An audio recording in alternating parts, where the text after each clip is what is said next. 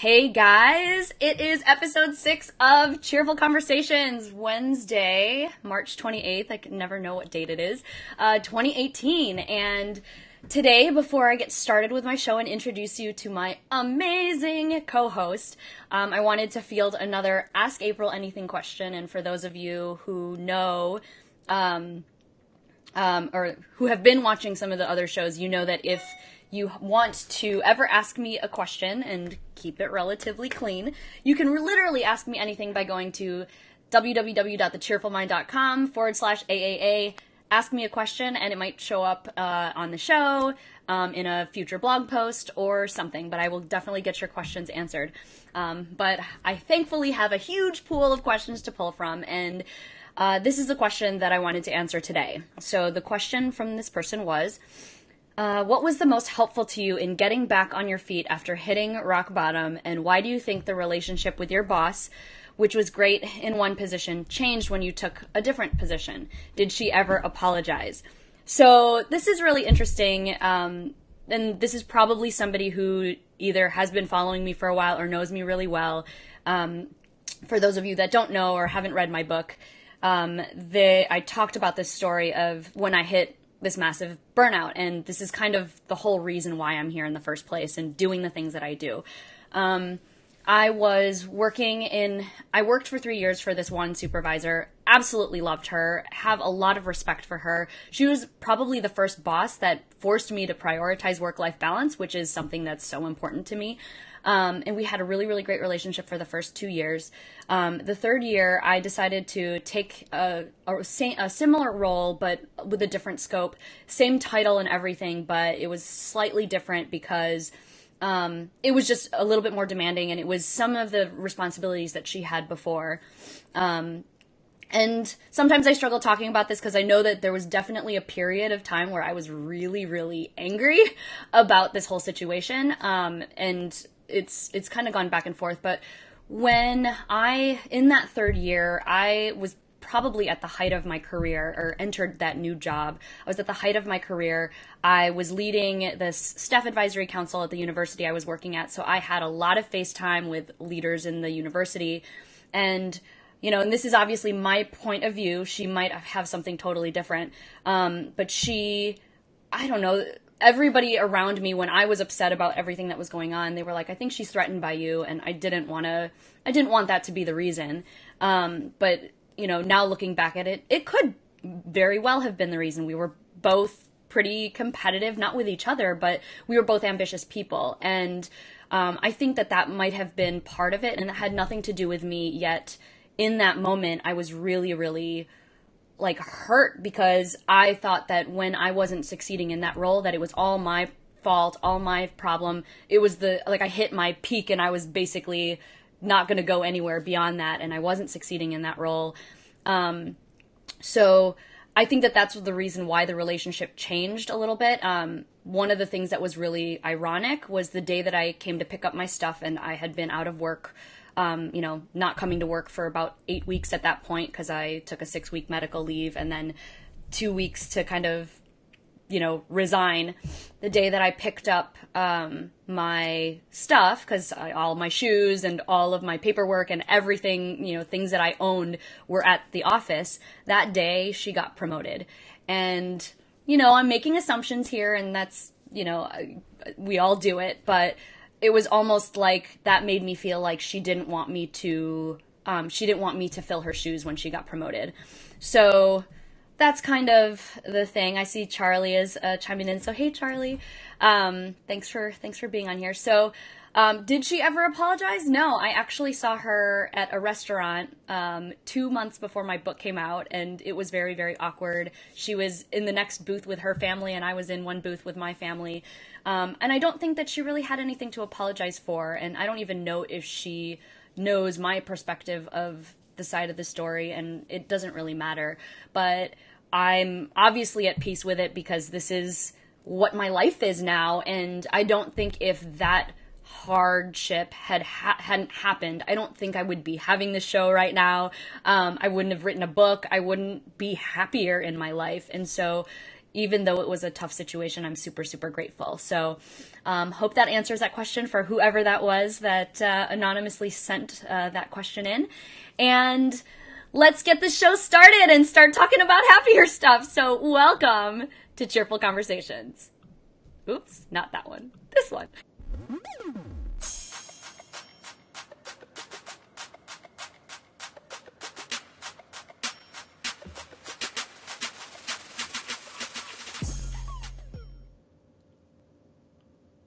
All right, I totally hit the wrong thing, so you might have gotten a tiny little glimpse of my awesome co-host for today, who is Sam Gavis-Hughson. Hey, Sam, how you doing? What's up, Apryl? How's it going? Good, good, good. So excited to be here. I know, I'm super excited as well, and I just love running the show with people because it just makes it a lot more fun, and even though we've got a general structure, it's great to be partnering with people and being able to showcase what other people who are in my circles know what to do. So today's episode, we're in episode 6, and I put in my notes episode 5, but today we're going to talk about some learning stuff, and I themed it lifelong learning. Is that a okay show title, Sam?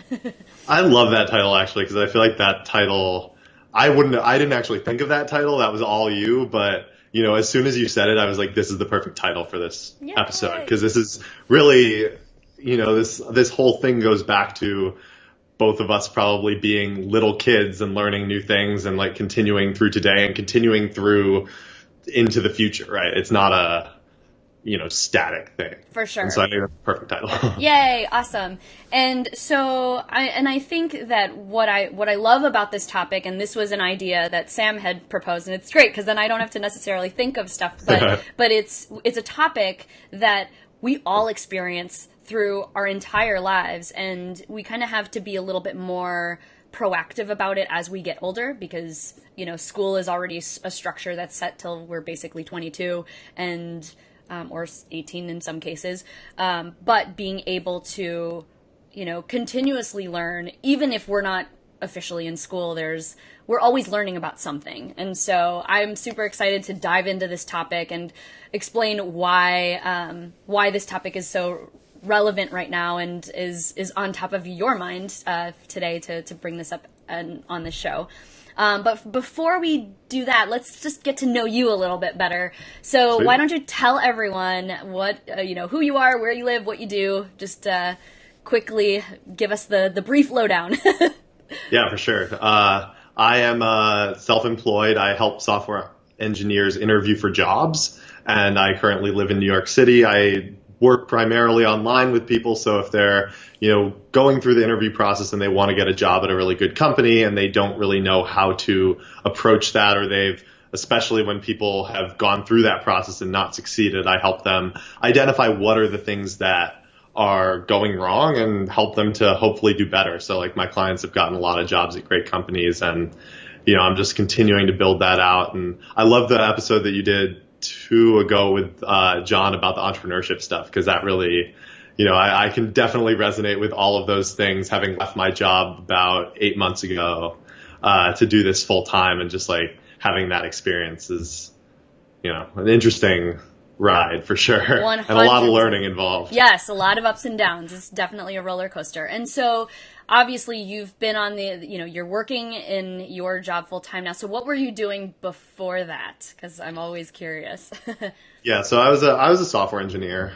So this was actually, the business came out of something that I had just done myself, right? When I was leaving college, I was interviewing for a ton of jobs. I think I did probably at least 2 interviews a week for maybe 3 months or more throughout like the fall of my senior year, just to I ended up with 2 job offers from all that work, just those like 2 job offers. Mm-hmm. And I sort of realized as I went through this process, you know, there are the things that are working for me and the things that are not, and you sort of reevaluate as you go. And that was really the genesis of doing this. But I was then working as a software engineer, doing a lot of interviews where I was interviewing other people and seeing them making the same mistakes.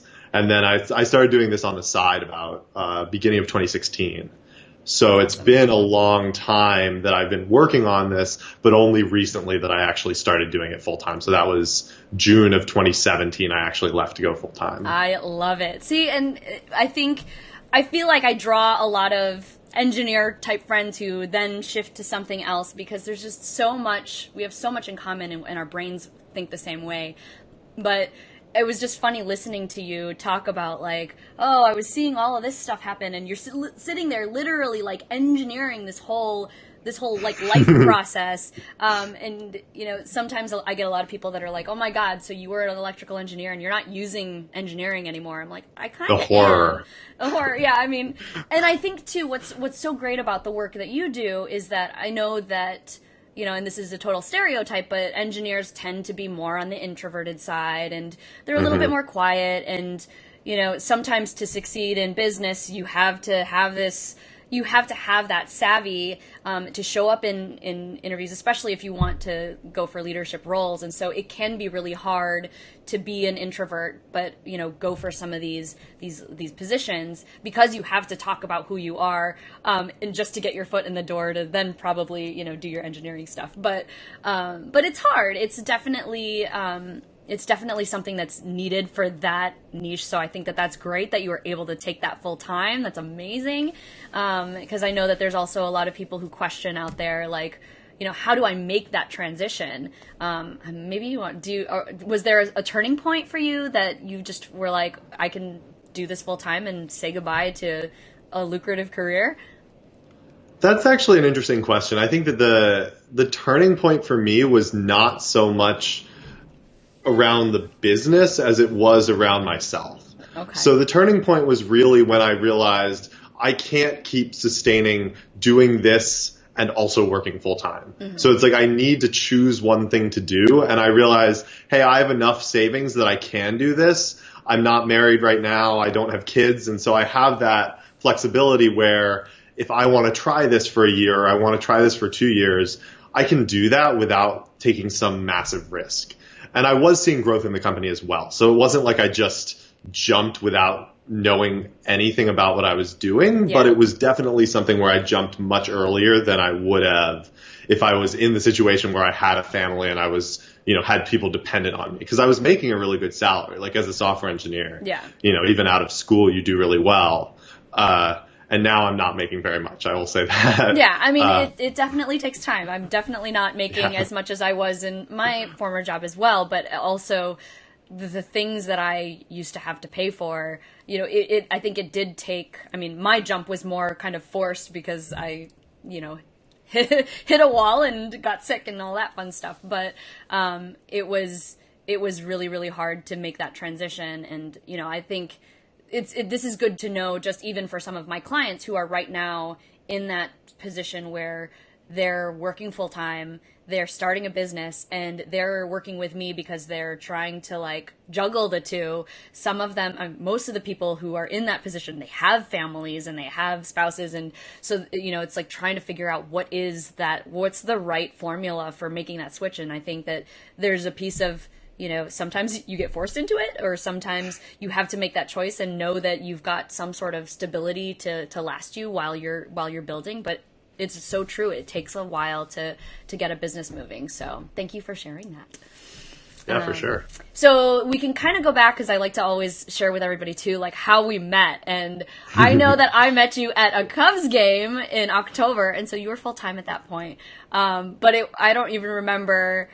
I showed up to the game a little bit late, but then I sat next to you for a while and we just started talking, and like the engineering thing definitely clicked. I don't know if you have any like story sharing about that day that we met. And John, I remember us both freezing our asses off. Yes, that was the thing that resonated with, or that I remember the most from that, was just sitting there and we were both just like shivering because it was such a cold day, and I think we were both wearing like sweatshirts, but it was not sweatshirt weather. Yeah, and I had a photo shoot that morning, and so I was coming from, I think like one of the pairs of pants that I had just had a lot of, did it have holes in it? I don't know. It was probably just like, it was one of those like ripped jean scenarios. And so the air in the place that we were sitting was kind of in the back where there was shade. And I was like, I'm so cold. I don't remember who it was that lent me their jacket. I don't know if it was John or his friend Michael, who is also a client of mine right now. So if they're watching, waving hi to both of them.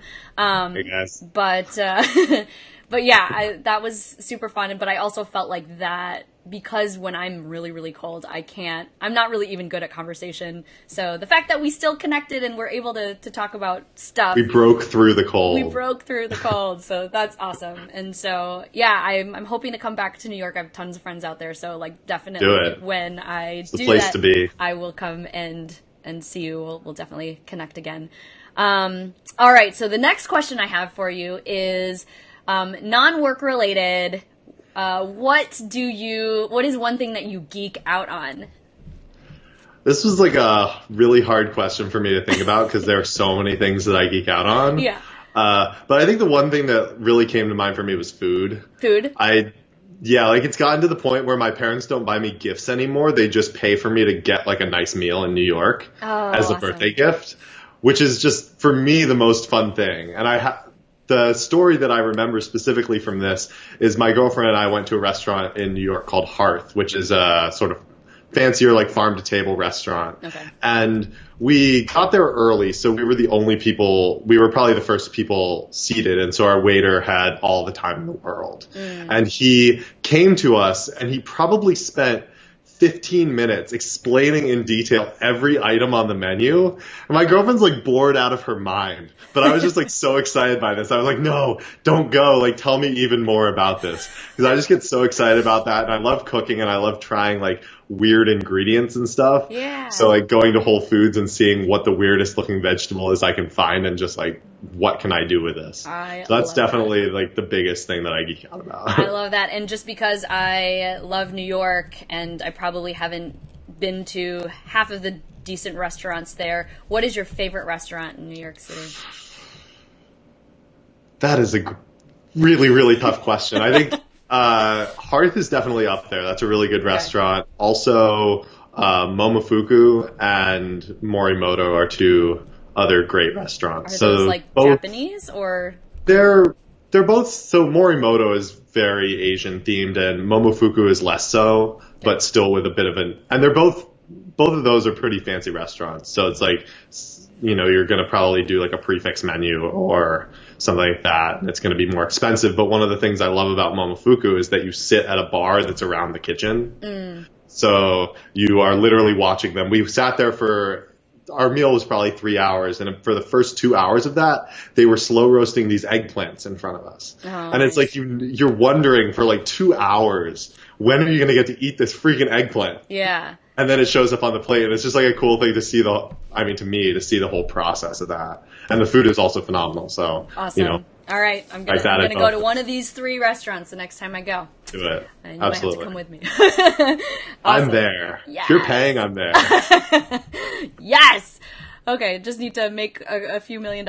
Okay, I'm kidding. I definitely love to indulge in good food whenever I can, and I'm a sushi nut, so every chance that I get. I do have recommendations for sushi too, if you want sushi specifically. Awesome. Maybe we'll talk about those later, because then I'll have to. I definitely, I actually did like a sushi making class when I was in New York one time. That was super fun with a friend of mine, so. That's fun. Sushi is fun to make too, because it's so hands-on. Yeah, for sure.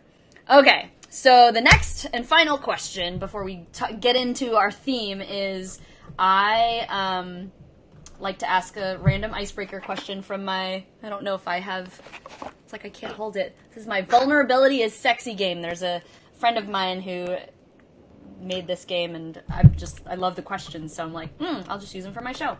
Okay, so are you ready? I'm just going to pick something random. Right. Big money. All right, so... Okay. I don't know. Uh-oh, I don't like that face.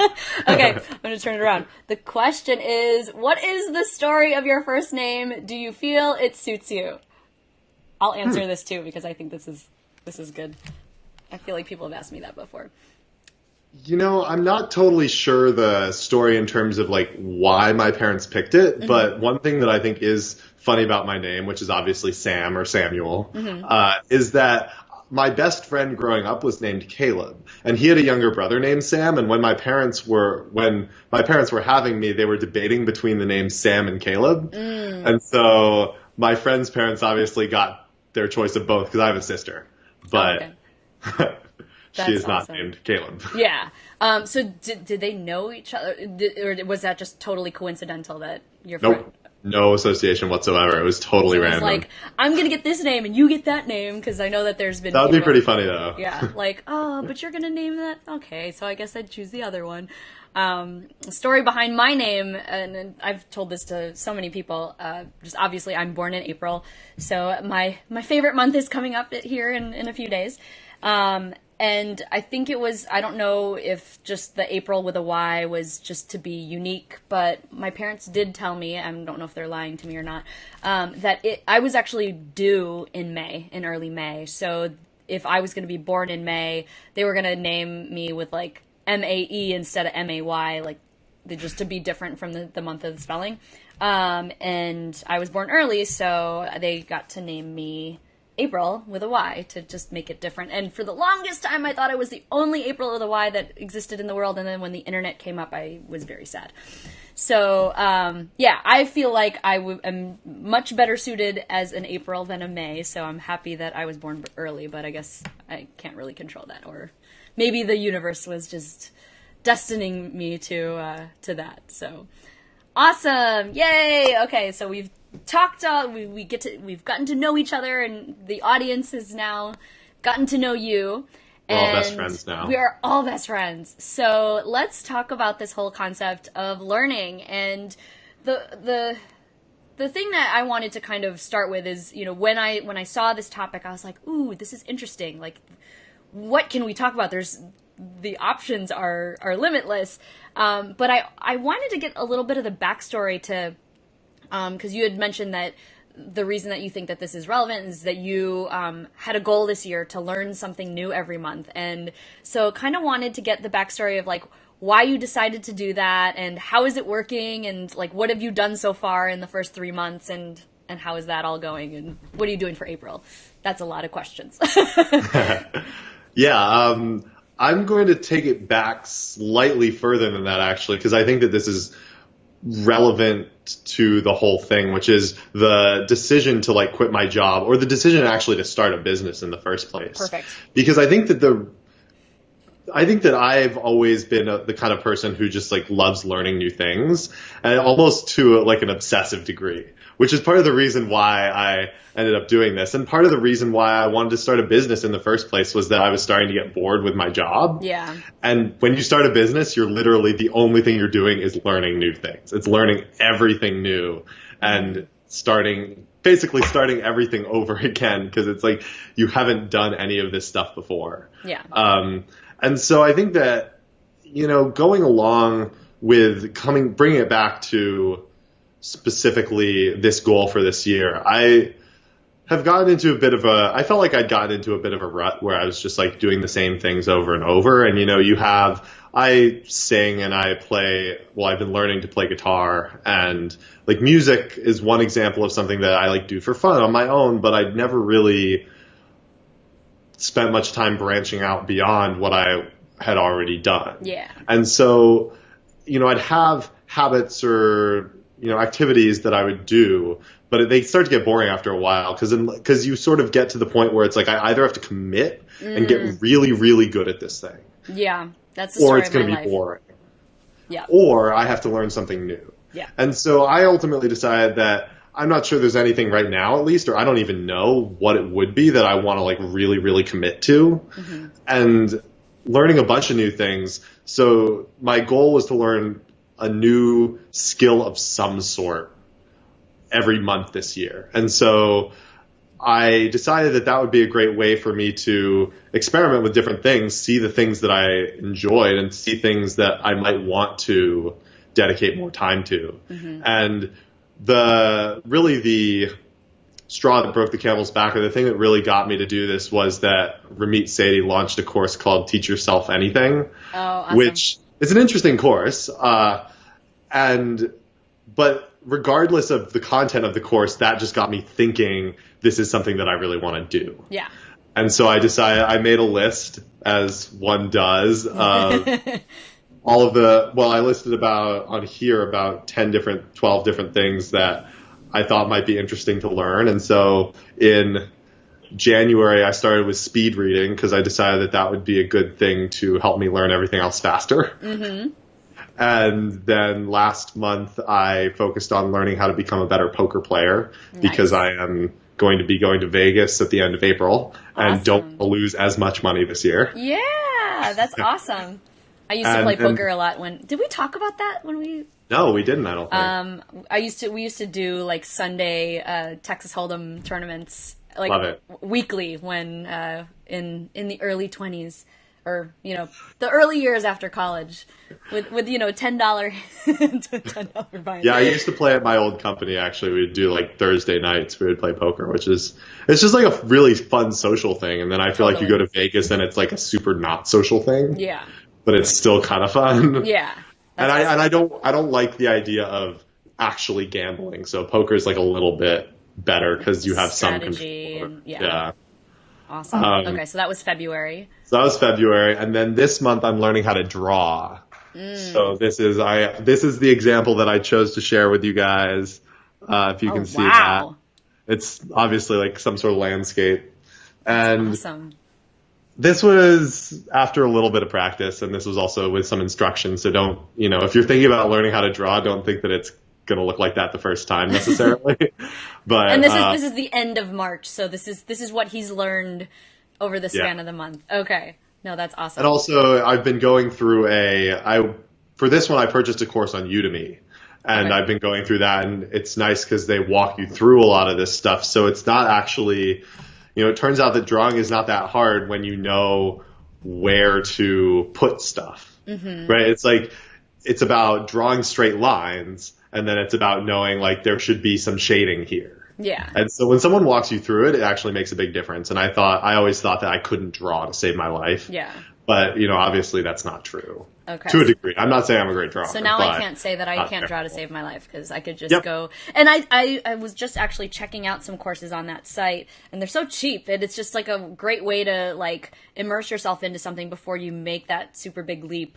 I think the only issue is that you have to kind of regiment yourself to actually like do the course, right? Yeah. I'm guessing because it's like just an online. Yeah, you have to get yourself to do it. But I love they are so cheap, and I'm not a huge fan of Udemy in general because I think that the course quality is very varied. Yeah. But what the advantage of Udemy is one, you can see the reviews, and so like the course that I joined for drawing has like 15,000 reviews or something. Yeah. And so you're getting something that's at least decent. And it was $15 for the course. And if it's $15, for me, if something's only $15 and I'm thinking about learning something, I have no excuse. I don't think about whether I'm going to buy it or not. I just buy it. Yeah. And then it's like, worst case scenario, one, Udemy has a refund policy. And two, worst case scenario, you're out $15.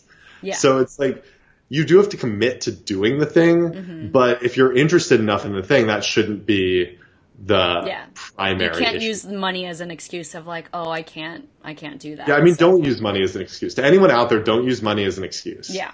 Because money is just, you're always going to earn more money. You're always going to have money available to you in some way, shape, or form, and that scarcity mindset is going to prevent you from making progress. 100%. That was a huge thing that I had to learn over the last years. And then I went overboard a little bit, but it's okay because I have too. Yeah, but I think that's being in that place where it's like, oh, I don't have the money to invest in this thing, is so hard. And and you have to do things within reason. Like, don't go buy like a Lamborghini if you're only making like $30,000 a year or something like don't go overboard, but it's definitely you have to be smart, but you also can't let that limit you because it's just gonna make things so much harder. Okay, so what are you doing for April? What are you learning? I have not decided yet, actually. That's a great question. But you are practicing what you learned in February this month or next month with the poker. Yeah, I've been thinking I might go back to that because certainly what my goal has been to spend 30 minutes a day on whatever the thing is that I'm doing. And 30 minutes a day is a great way to start, but it's not going to get you to become really great at anything. For sure. So I think it's a great way to decide, hey, this is something I'm interested in. I now have a base level of competency. I was reading somewhere that they recommend that you need 20 hours of work to get to be decent at something. Yeah. And so 30, that's not quite 20 hours, but it's within that ballpark. And I think that's, it is a good starting point, because then my goal long term is to say, these are the things that I really enjoyed, and I'm going to add these into my regular routine. Yeah. And these are the things that I was like, I don't know how I feel about drawing. It's kind of cool to see the result, but it's also kind of continue doing. But, for sure, at least I have that option now to make an informed decision. Yeah. I love that, though. I feel like that's such a great way to, do little immersions. And when I think of like trying to learn new things, we all know that it takes like 21 days to start to form a habit or ish. I've always liked to take, 30-day challenges to try to push myself into trying something new, to see if that's what I wanted to do. And like a few years ago, when I hadn't worked out in like 7 years, I was like, okay, I'm going to just try these like tiny little 30-day challenges. I'm going to do planks. And then, then I built up on like a sit-up challenge and a push-up challenge and a lunge challenge and just all of these crazy things. And then it catapulted me into running marathons or half marathons. I didn't make it to marathons. And just getting back into activity again, Pilates and all that. So I feel like those little chunks are always so good to kickstart on any sort of goal, even if it's just that you're doing something for 1 month, and it's enough to, get into a rhythm, but it's not enough to like have to commit hard, right? So that's why I love I love 30-day challenges. Yes. I think that's, because whether it's learning a new skill, or I actually for this year I've been doing 30-day challenges that are separate from learning a new skill. So like in February I didn't use any social media. Yes, I saw for the that. entire month. And so it's like things like that, which made it great planning this episode when I wasn't even on Facebook. But it's doing things like that. It gives you a great way you're going to an extreme, right? So you're not going to sustain this forever. Exactly. It's like I did dry January too. I'm not never going to have a drink again. Yeah. But what it does is it shows you what life looks like without that, so that you can make a conscientious decision about how you want to include something in your life. I love that. With alcohol, I saw how it affected like my energy levels when I wake up the next day, or how it affects, how much I eat after, like if I go out and have drinks, I'm going to eat something too, and then it's affecting my weight.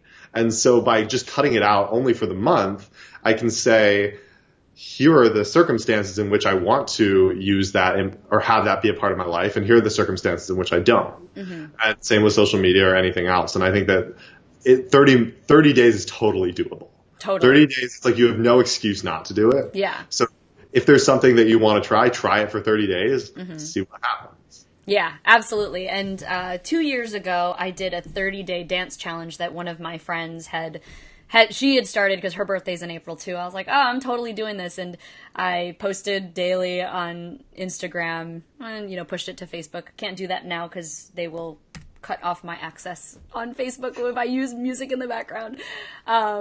So I'll just continue with Instagram until they kick me out.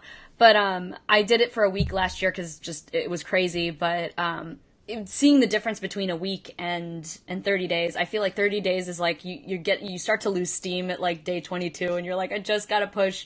But then the victory is so much sweeter when you hit the 30. Whereas when I did 7 last year, I was like, oh, this is over. And then I didn't even get momentum. I felt like it was over before I really started to get into it. So yay! So that pushing part in the last week is where you get that like mental benefit too. Totally. Where it's like you learn how to push yourself. Absolutely. Because it is hard after those first 3 weeks. It's like, God, I want this to be over. Yeah. And I mean, it makes you realize like, okay, I can't, dance it, or I could, but like, I don't want to feel like forced to do this one thing every day, and to switch it up is always fun. So, all right. So you don't know what you're going to do for April yet, but I want you to, I have a list of ideas. So I'll let everyone know once I decide. Awesome. Yay. Okay. That'll be the big question, and I'll put it in the show notes so everybody knows and they can check in on you. Because, I love accountability. The next thing that I wanted to talk about, I know that when we were talking about planning this episode, there was some sort of exercise that you wanted to try, and We've got like 25 minutes. So I don't know if you want to do this exercise and see what happens and kind of lead, because I know you told me about it, but I was like, tell me more.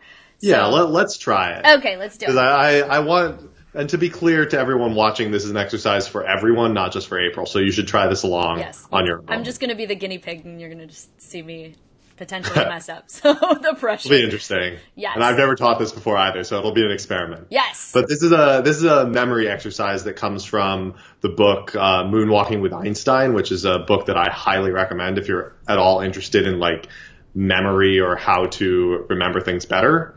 It's a guy named Josh Foer, who is a journalist who followed the International Memory Championship a couple of years, and then he actually worked for a year with one of the champions to become the international champion the following year. And so this is an exercise that he lays out in the book.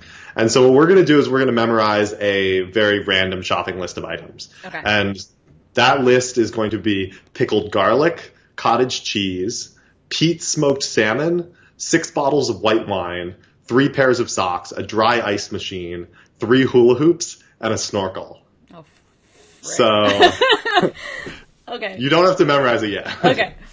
What we're going to do is we're going to use a technique called a memory palace, which is, I feel like some people think is a really weird woo sort of thing. Mm-hmm. And it does come up in TV shows like The Mentalist, where they dramatize it so that it seems really weird. Yeah. But it's actually very effective. And the idea is that we are going to use a physical location to root the memories of the different items. And so we're going to use basically a visual memory structure so that we're going to actually walk through that space and place items in different places where we can then later go in our head, walk back through that space, and we'll actually be able to see like what's there. Oh my gosh. And use that to memorize stuff.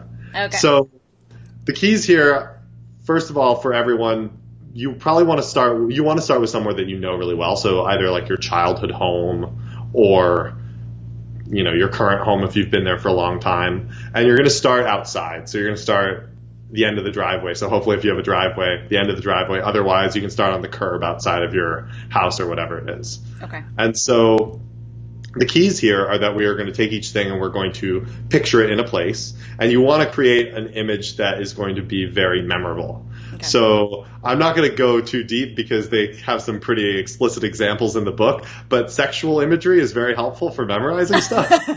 Okay. And also funny and weird things. Okay. So we're going to keep it PG here when we go through this. Oh, come on. No, I'm kidding. So for the first one, PG visually, but in my mind. No, I'm kidding. Okay, sorry. You can do whatever you want. So we're going to start with the pickled garlic. Okay. We can imagine a jar of pickled garlic. So let's imagine a really big jar of pickled garlic. So like maybe it comes up to like your chest. Okay. And we can imagine it just sitting in the driveway at the foot of the driveway. Okay. And you can close your eyes and picture it. And you see the garlic and imagine what it's going to smell like. And maybe you're going to actually reach in and take a clove of garlic out and taste it, and it probably tastes really sour. I don't actually know what pickled garlic tastes like. Me neither. And I was thinking about pickles initially, and then you said garlic. I was like, oh, wait, garlic is white, not green. Okay. Well, you could also have some combination thing where you have pickles and garlic in there. Okay. So, whatever's going to help you memorize that. Okay. And so you walk past this jar of pickled garlic. You maybe taste some on the way, and then you're going to continue up to the front door. Okay. And right in front of the front door, I want you to imagine a giant tub of cottage cheese. Mm-hmm. So there's this tub, imagine like a wading pool size of cottage cheese. Okay. And then to make it a little more memorable, we're going to imagine someone swimming in this tub of cottage cheese. Okay. So maybe that's your celebrity crush. Maybe if you're married, it's your husband so that he doesn't feel jealous. Celebrity crush naked in cottage cheese. Done. Okay. I remember. So, you can probably smell the cottage cheese too as you walk by, and then you're going to go into the door. And I like so once you get cheese. inside, okay. Next thing is Pete's smoked salmon. Okay. And so for people who don't know, peat is basically like moss. And so we can imagine maybe is there some like what sort of objects are there in like once you go in the front door? Is there like a room or is there a table in the hallway or? I feel like when I walk into the house that that I'm imagining is something from my teen years, so it's really funny. But I feel like there's that entryway where the ground is a little bit different from then there's like a Yeah. not maybe not hardwood, but like not like non-carpeted area, but has like a little doormat, and then the rest of the room is carpeted or something like that. I could be totally imagining this wrong, but that's what I see. And then there's like a couch here, and it's like so maybe living room.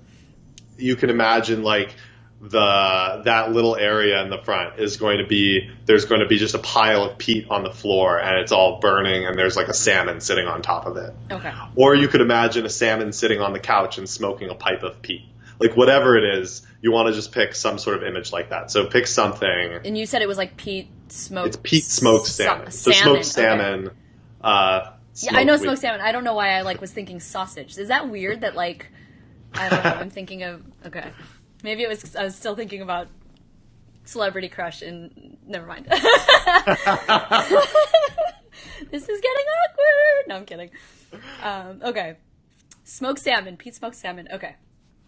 Okay, so we had the pickled garlic in the driveway. We walk up to the door. There's the tub of cottage cheese. Okay. And then we walk inside, and it's probably really smoky, too, because there's the smoke from the peat with the salmon. Okay. And so next up is 6 bottles of white wine. Okay. And maybe something we can do to remember this better is we can imagine the 6 bottles of wine sitting on the couch. And so you're going to want to remember what the route is that you took through this house, just so that you can remember the order of things. Okay. But maybe these bottles of wine, we can anthropomorphize the bottles of wine so that they're not just some inanimate object. So maybe there are these 6 giant bottles of wine sitting around on the couch, and they're arguing over which is the best varietal of white wine. So is it a Chardonnay or is it a Pinot Grigio or whatever it is? Yeah. So they're having this argument about the type of wine. Okay. And now so you're going to turn around and you're going to continue the other direction. So go, where are you going from here? What's the next room? I'm feeling like all of that kind of was leading through the living room, and then I'm moving into the next room, which is the kitchen or something like that. I don't know. Upstairs? In this house that I see, there's no stairs. So.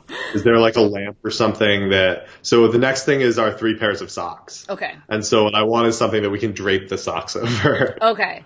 Because I feel like when you were talking about the bottles of wine, what I was imagining, and it's probably because I have something here, I have a little mini wine fridge that can hold 6 bottles. So that's why I was like, oh. That's also, that works too. Yeah. So it can be totally personal images. Yeah. So it's maybe as I was entering that, but then maybe that's just in the kitchen, and then I'm moving back into a TV room that has 3 pair. You said 3 pairs of socks. So why don't we have the wine fridge sitting on the couch? Okay, cool.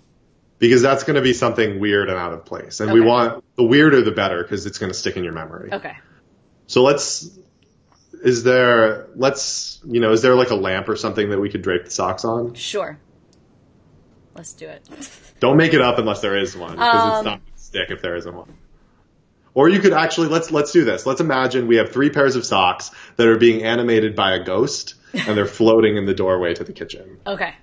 Let's do it. And then maybe they're trying to attack you or something. Okay. Or they could be strung in the doorway, right after where the Okay, wine you have is. really, really smelly socks. Strung socks. in the doorway so that they're brushing your head as you walk through. Okay, gross. The Awesome. grosser the better. Yeah. Then we have 2 more items, which are the dry ice machine and the 3 hula hoops. Okay. Oh, and the snorkels. So 3 more items. Okay. We are now gonna walk into the kitchen. Okay. And it's just smoke everywhere from the dry ice machine. It's just pumping out smoke. Okay. When you put the dry ice in water and it makes a lot of smoke. Okay. And then you're gonna look to the kitchen counter, and there's a guy standing on the kitchen counter trying to hula hoop with 3 hula hoops. Okay. And maybe he's completely naked if you want to make it more sexual. Oh gosh. Okay. If you want to spice it up in some way. So he's using 3 hula hoops, and then the final step is we're going to continue on to the bathroom. Okay. So pick a bathroom. Probably the closest one is best. Okay. And then you're going to walk in and you're going to see your oldest child trying to dive into the bathtub with a snorkel. Or dive into the sink if there's no bathtub. Okay. So it was the dry ice, the hula hoops, and then a snorkel? Yeah. Okay. And that's it. Okay. All right. So now what do we do? So let's go back, and we want to reinforce it once. So let's just do it once now, and then we'll do it once again. Okay. So just walk through, and you want to try and visualize as vividly as you can all of the steps along the way. Okay. So here's what I've absorbed from you. So going up the driveway, there's the pickled garlic. I don't know what it tastes like, but it's probably gross. And then getting to the doorway, there was oh my gosh, I'm already forgetting. That was the one that I can't remember. Ah! All right, I need a lifeline. What does it smell like? Oh, the cottage cheese. How could I forget? Okay, cottage cheese with a naked celebrity in it. Great. Then you go inside, and was that the wine, or am I missing something? The wine bottles, the 6 wine bottles. You're missing one. Okay, shoot, I'm missing one. Oh my gosh. This is hard. Remember, it's like really smoky when you walk in. Oh yeah, the peat smoked salmon. Yes. Okay, and then the bottles of wine, and then the 3 pairs of stinky socks. Yep. Or something, and then,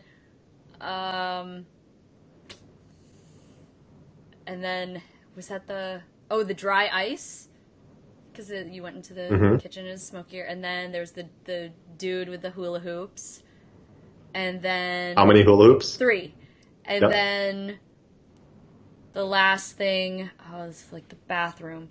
So there's something about a bathroom. It's the snorkel. Did I get it wrong? Okay. Yep. All right.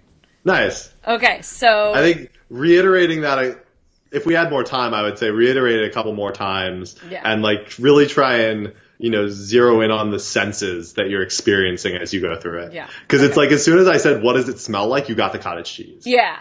Oh my God, that's so funny. Okay, so. And so we can come back to this later. Okay, so maybe like the last 2 minutes. Too. Yeah, so maybe when we wrap up the show, see if I can still remember, and we'll talk about some other stuff. Sounds good. Oh my gosh, so it's already 3:47 my time. Jeez. I know, it's like there's so much stuff that we could potentially talk about, but that was a cool. I think we need to extend this show to 2 hours. I know. Oh my gosh. Or we'll have to do like a learning part too. Oh my God, it'd be so much fun. Okay, so I feel like we should talk about like cheerful news at this point. Just to make sure that we get that in. Are we okay to kind of go to that? So, for all of you who are watching or have been watching, I always like to share positive news stories because we know that there's a lot of negativity out there. And it was funny when Sam was telling me about the article that he found. He's like, man, I didn't realize how hard it was going to be to find a good news story. And I have my shortcuts, so it's easier for me to find them. But Sam, why don't you share yours first? Yeah, sure. Do you have the picture that I Yes, let me pull that up, and you can just start talking about it, and I'll... All right, cool, yeah. So this news story is a Ghanaian teacher was using a blackboard to explain how basic Microsoft software works, because they don't have access to any computers, and so the picture that, Apryl, that hopefully you'll be able to see is... of him literally drawing out what Microsoft Word looks like on a chalkboard, which that alone I think is a pretty incredible story because it's like the amount of detail, and apparently the students have to actually learn this stuff for the national testing. Oh, wow. And so they need to know this, but they don't have access to computers. And so I think this is such a great example of, and it obviously ties back into learning, how, if you have you have to use the resources that you have.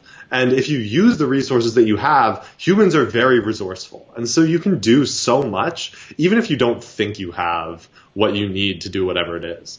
And then, of course, the follow-up to this story is that I think he shared these photos on Facebook, and then he was contacted by some of the global outreach people from Microsoft, and they're working on setting him up with at least one computer that he can use to help teach the students. And so there's a nice happy ending to that. But I love how this ties back into the learning theme as well.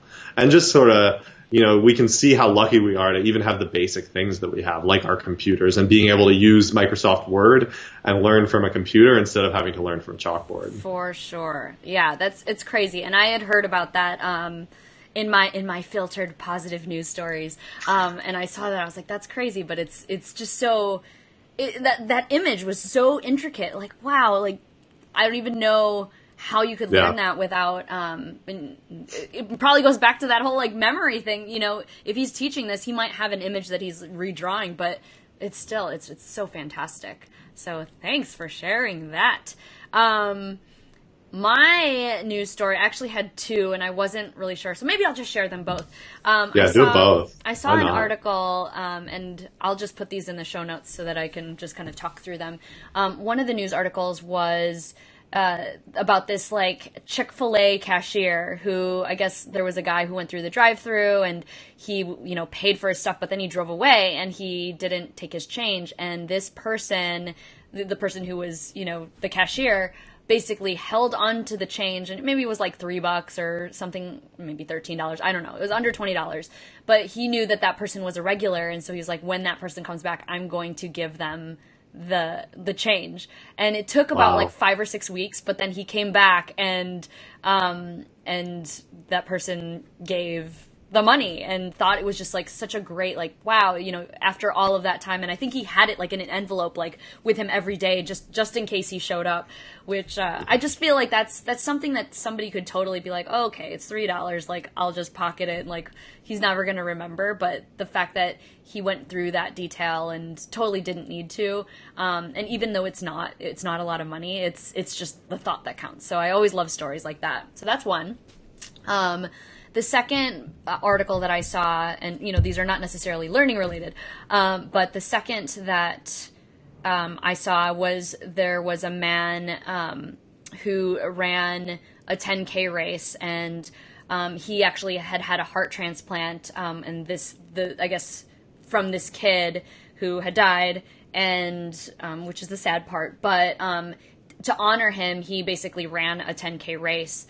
And the father came to watch the guy who had the transplanted heart of his son in his body to just cheer him on that in that race. And so I just thought that was like super sweet. And I feel like when I was younger, I was so scared of like doing being a organ donor, and I don't know why. It was just maybe just the fear of like knowing that I'd get cut up or whatever when I die. But it's just great to think like that somebody could live on in somebody else's body, and I just thought that was really like heartwarming, even though it was like taking a tragedy but kind of turning it into a positive. So those are my two news stories for the day. Any thoughts, comments? I love those are both great. Yeah. I love especially the Chick-fil-A with the, like, imagine that experience of going back to the Chick-fil-A 6 weeks later and having the person hand you your change.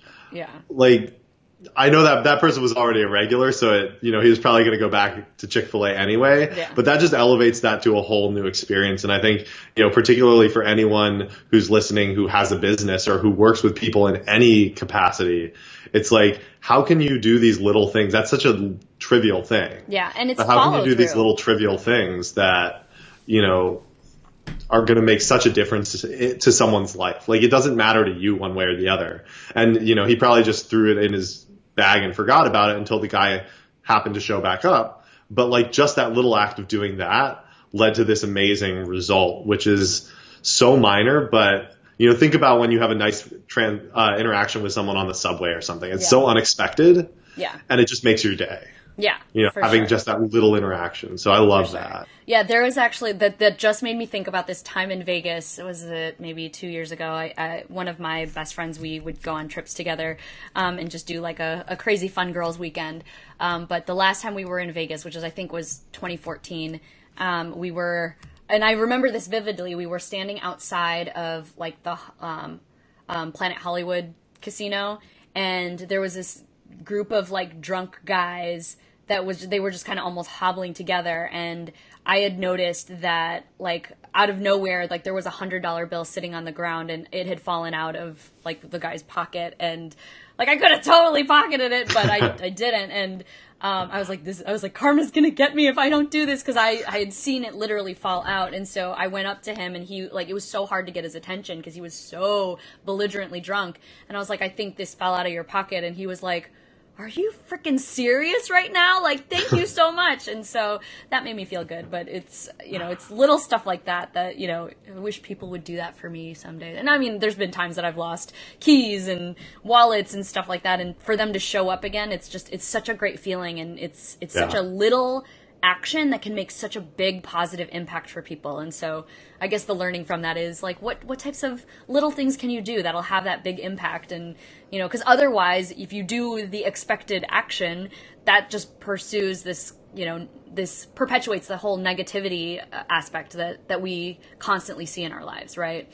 So. Yeah. And you don't have to take big actions either. Yeah. I think I was reading or listening somewhere, they were saying that one of the greatest ways to make yourself happier and other people happier is like little compliments. Yeah. Not things like, not major things, but just little offhanded compliments about things. Mm-hmm. So maybe it's like, I really like your eyeshadow.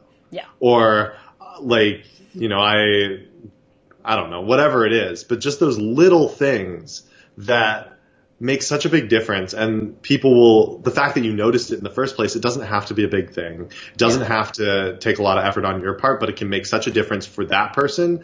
And also complimenting people can make you happier as well. For sure. So it's, it doesn't have to be a huge thing. Yay. Awesome. Okay, so I'm thinking maybe let's talk about like one last learning thing, and then do you want to test and see if I remember? Yes, we gotta test it. Okay, so here's a question: what's the weirdest thing that you've potentially learned about?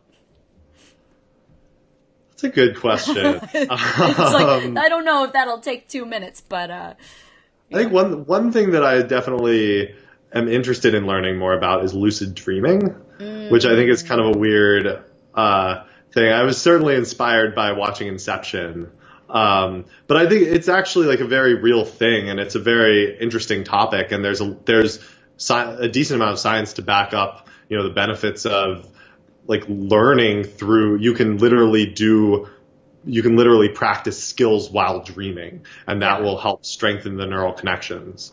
And so I think it seems like a cool thing to do, since you spend, a third of your life sleeping. You can get some sort of benefit from that time other than just the restorative benefit of sleeping. Yeah.